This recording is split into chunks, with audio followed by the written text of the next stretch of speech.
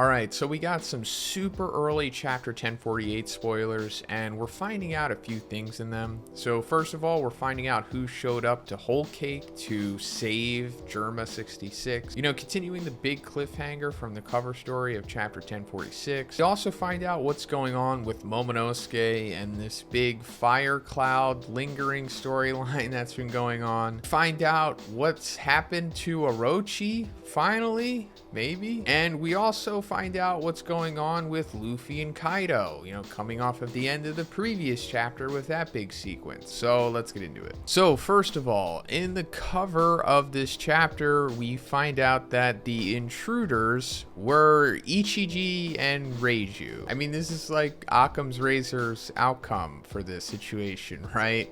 I mean, I know a lot of us wanted it to be the Blackbeard Pirates or maybe even Crocodile and Das Bones, but that's just kind of, you know, too fantastical at this point, I guess. But anyway, coming into the chapter itself, we're getting a small flashback, and your guess is as good as mine as to what this could be.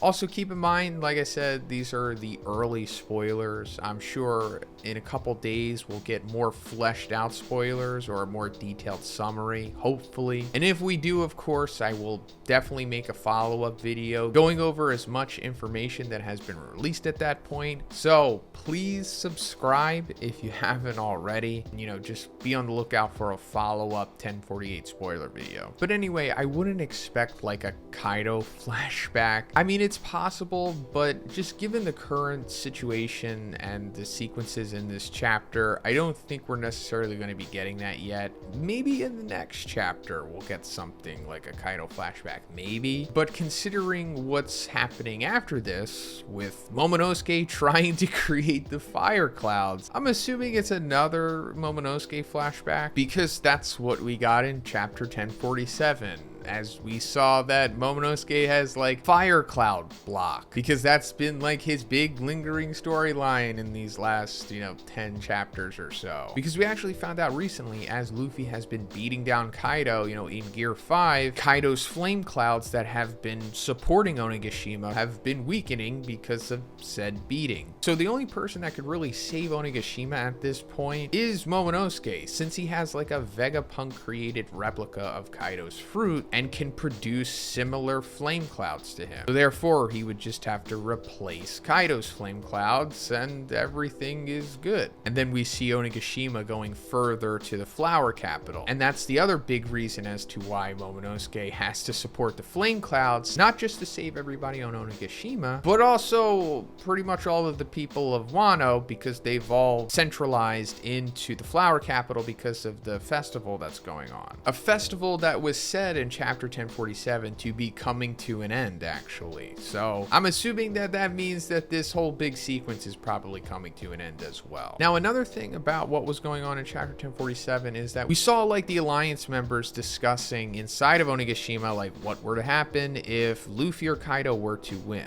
If Luffy won, then, Kaido's flame clouds would dissipate and Onigashima would fall and it would kill them, but they would be okay with that because, like the flower capital would be okay and they have like family there and everything. And they were kind of accepting their death, saying like, hey, Luffy, it's okay if you defeat Kaido because like, our families will live. But if Kaido were to win, then, Onigashima would make its way to the flower capital and then everybody's kind of screwed. So more reasons as to why Momonosuke must recreate these fire clouds and redirect Onigashima, because like he has to be the one to save Wano, because he's gonna be like the next shogun. So he has to have like his big defining moment, not only as a character, but as to where he proves to everyone that, hey, I am worthy of being shogun. I was strong enough to save everyone.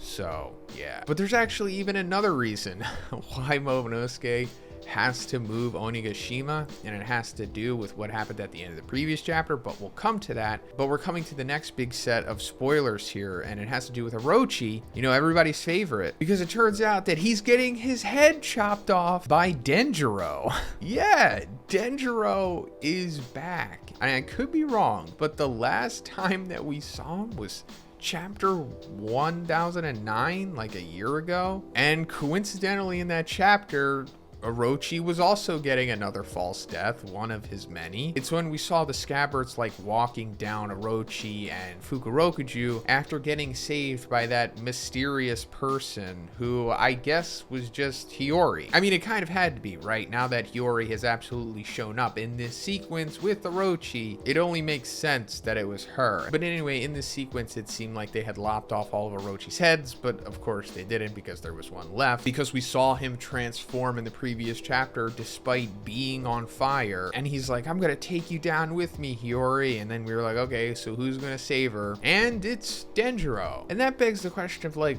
where has he been?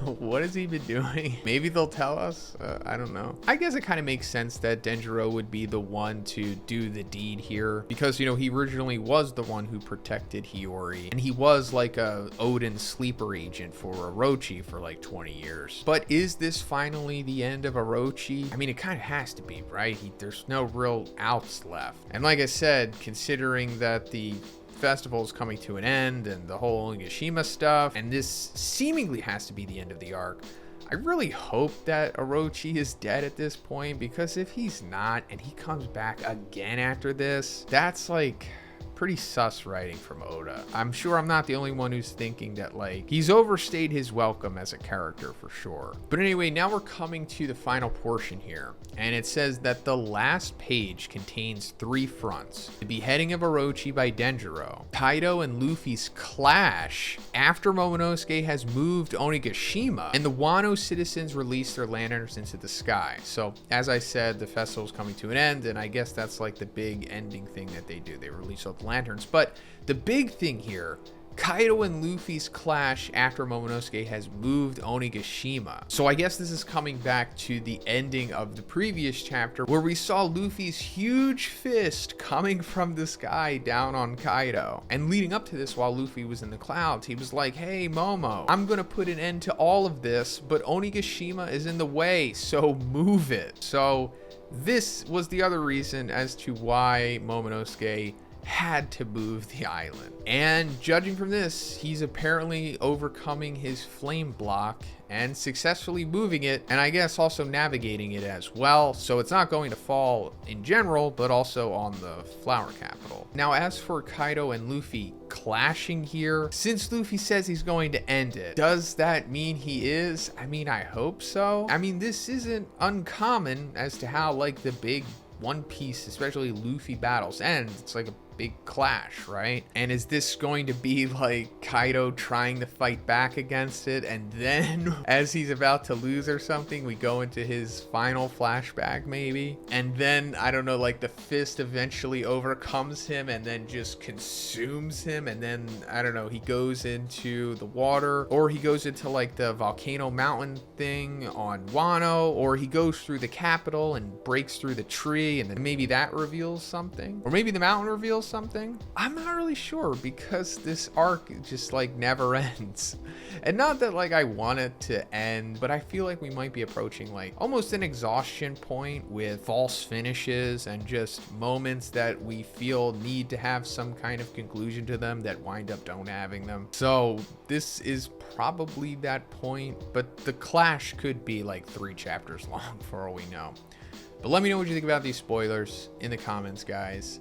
If you like the video, please give it a like, and please subscribe if you haven't already. Have a great day, and I'll see you in the next one.